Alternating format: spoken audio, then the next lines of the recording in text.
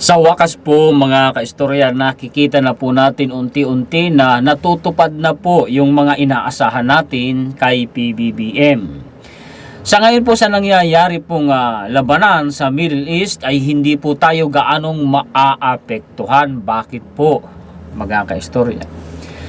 Dahil po may nakalaang pondo ang gobyerno para sa sambayanang Pilipino. Ginto at dolyares ang pinag-uusapan natin dito mga kaistorya, dahil meron po tayong reserves mga kaistorya. Tumambak, literal, ginto at dolyares, nandyan sa Bangko Sentral po ng Pilipinas. Katumbas po yan mga kaistorya ng 7.5 buwan na mga imports. Ay hindi po ba mga kaistorya, kailan lamang ay sinabi ni PBBM na nakahanda ang gobyerno natin sa magiging impact ng labanan na yan sa Middle East. Kahit pa tumaas ang presyo ng gasolina, ng krudo, kahit pa tumaas ang presyo ng mga bilihin, nakahanda ang gobyerno natin. Actually mga kaistorya, maglalaan pa nga raw po ng subsidiya ang gobyerno para po mga kaistorya sa fuel. Aba, hindi ho biro ang halaga noon mga kaistorya kung itutumbas mo sa milyon-milyong bilang ng mga Pilipino.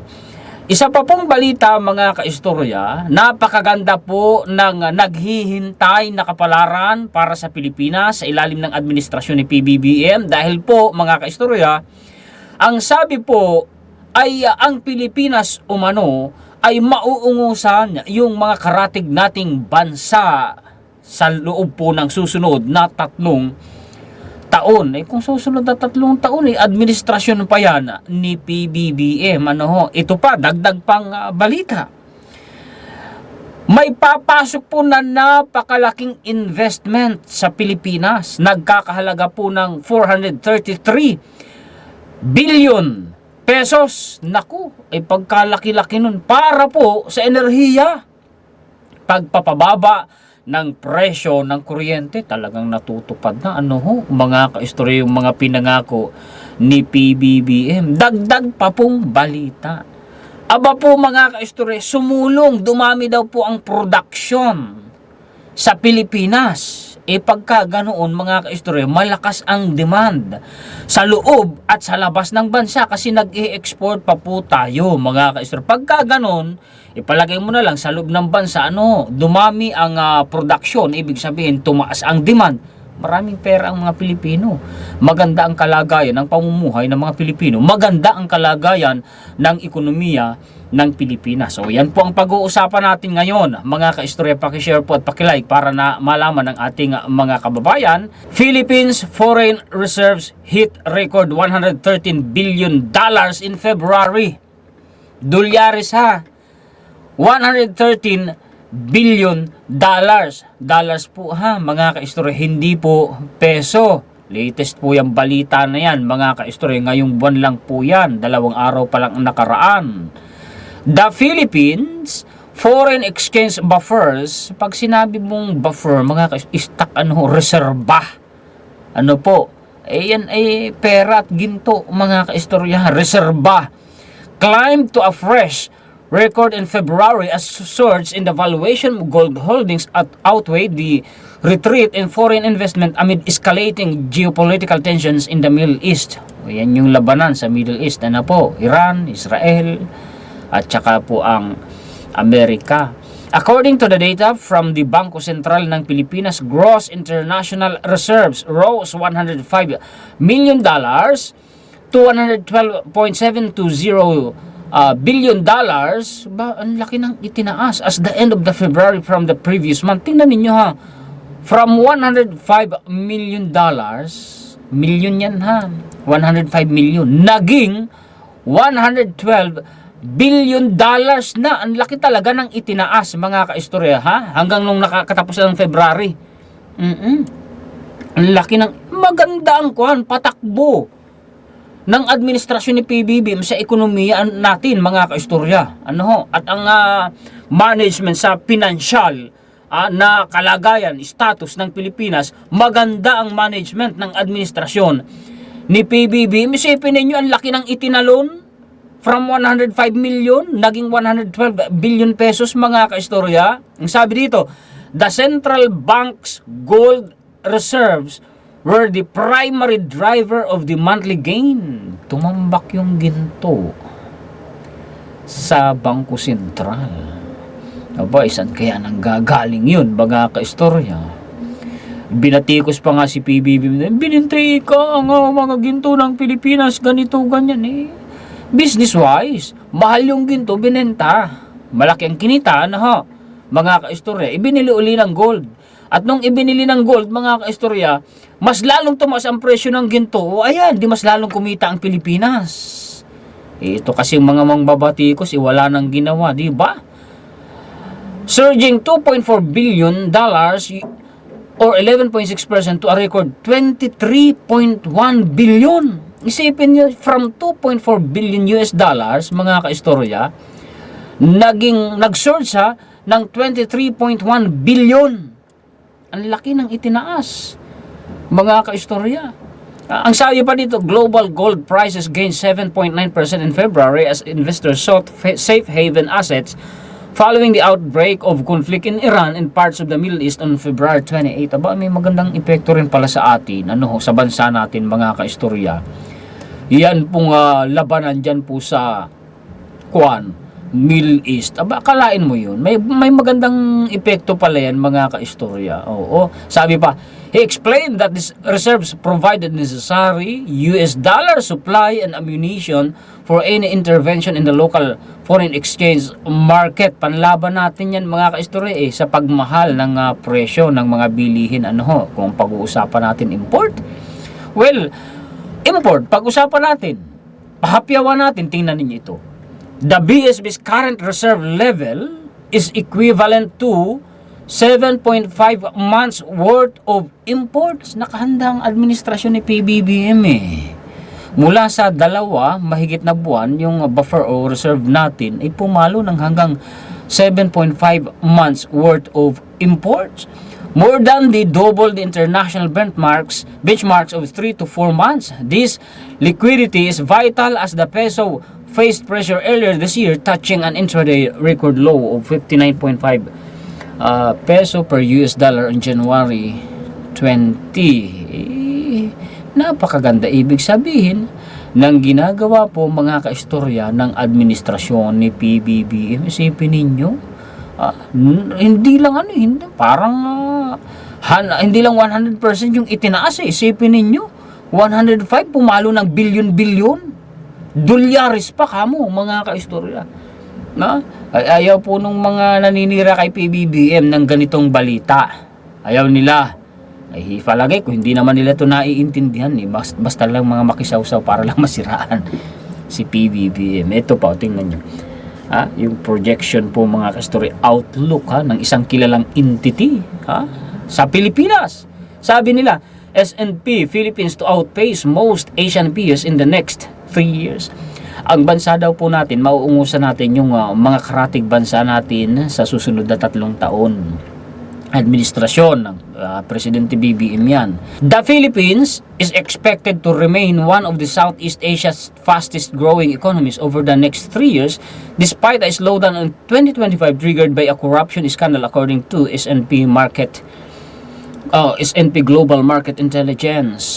Well, yung scandal kasi sa flood control, mga kaistorya, kailangang mag-sacrifice ng gobyerno natin, ng presidente natin, para mas mapabilis ang pagtakbo ng ekonomiya natin, Magkaganon man, kahit po medyo nahirapan tayo, dahil sa paglilinis na yan, sa corruption. Galing ni PBBM dyan Siya lang talaga yung presidente na nag-full force para linisin ang corruption sa gobyerno. Kasi malaking hadlang talaga yan, mga kaistorya, sa pag-unlad ng Pilipinas, Magkaganon pa man, habang po nililinis ni PBBM ang gobyerno, ay maganda pa rin ang nakikita sa atin ng mga kilalang entity. Mananatili daw po tayong maganda ang takbo ng ekonomiya natin.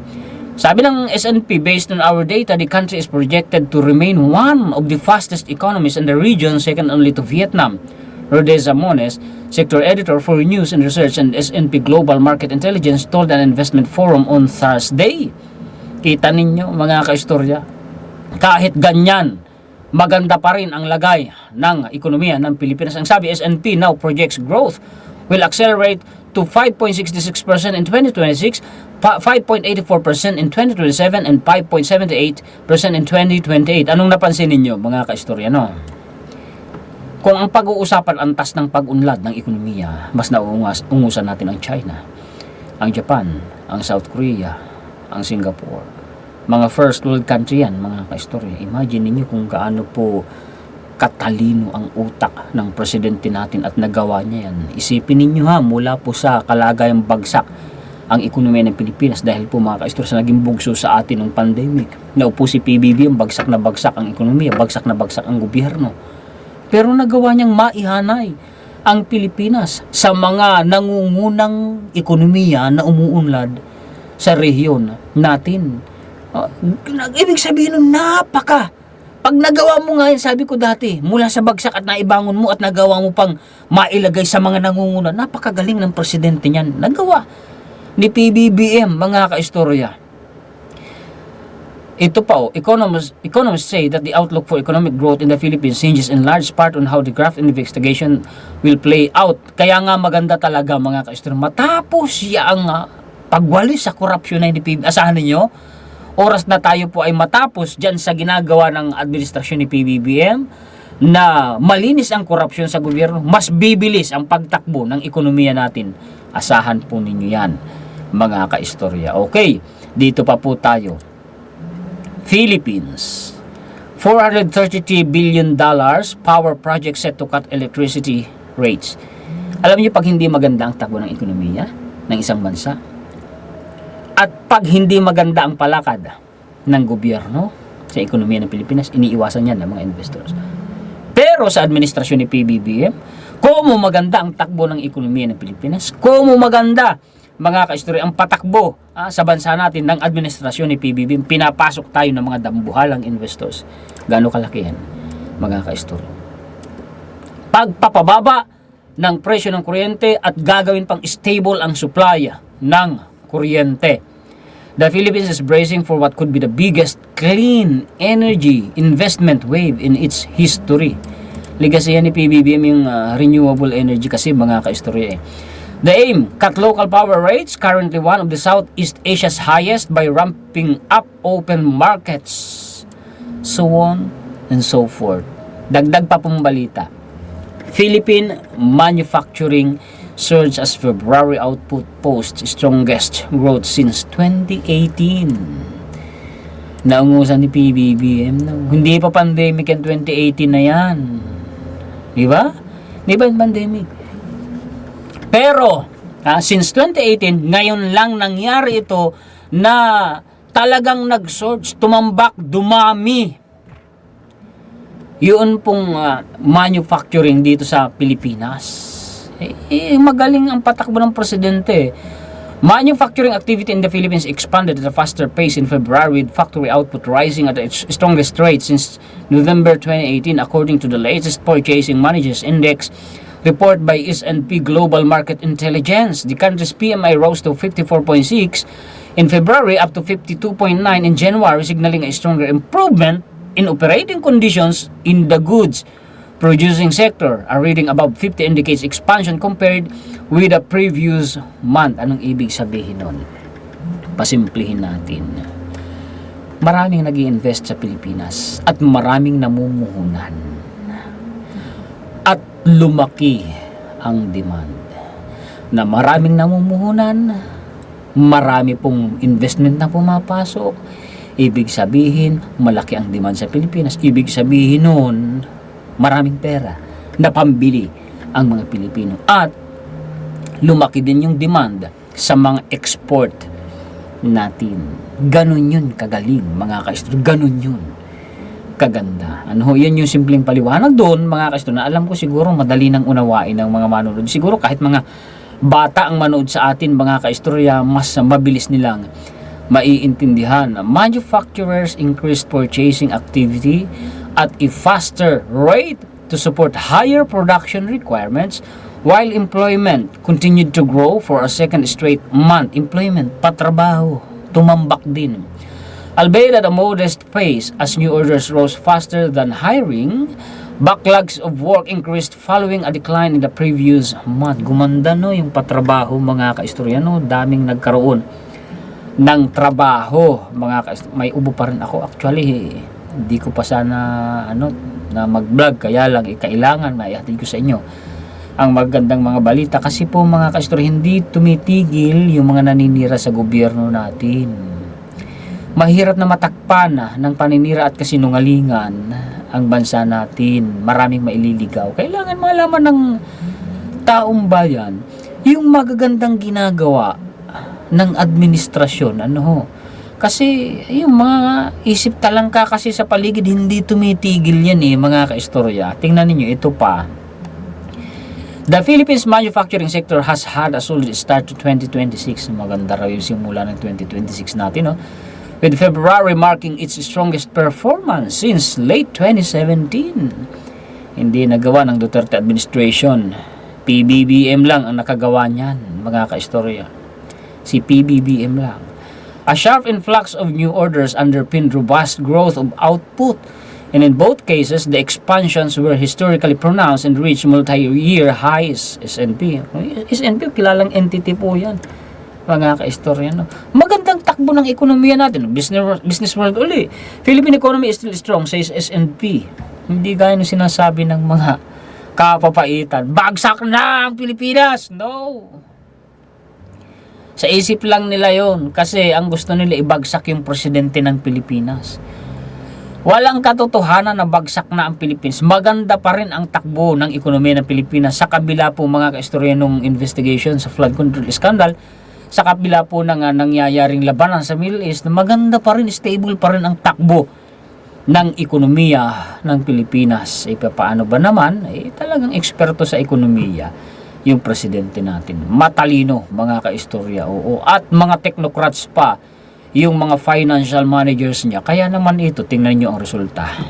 Diba mga kayo? Ang gaganda ng mga nangyayari sa Pilipinas, natatakpan nga lamang noon pong mga naninira kaya magtulungan po tayo mga kaistorya na ihatid sa ating mga kababayan ang magagandang balita. Pakishare po at pakilike. Yan po ang mga balita, impormasyon, komentary, kritisismo, opinion, reaksyon na maibabahagi ko sa inyo ngayon. Pakishare po naman mga kaistorya at pakilike. Maraming salamat sa inyong lahat. Shoutout po sa inyo. Maraming salamat higit sa lahat sa ating pong Panginoon. Muli, ako po si Juan Historiador, ang tagakwento ng totoong istorya ng kasaysayan na nagmamalasakit sa kapwa ko Pilipino at nagmamalasampay ito ang bansa ng Pilipinas.